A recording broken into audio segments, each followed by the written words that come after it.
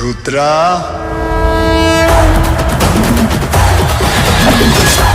ఎవరు నువ్వు? ఆ పెద్దోళ్ళందరికంటే నేనే పెద్దోడిని. నన్ను మించిన శివభక్తుడా ఈ సృష్టిలో లేడు. ఏమో అనుకున్నాను, నువ్వు నీ దేవుడు తోడు దొంగలే.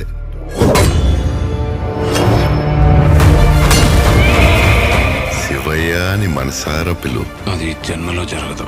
ఓ సంతటోడివా? వెలివిద్యలో నీకన్నా గొప్పవాడొకడు ఉన్నాడని తెలిసి అతని బొట్టని వెళ్ళి తెప్పొట్టించింది నువ్వే కదా. వెళ్ళబోయా వెళ్ళిక నుంచే.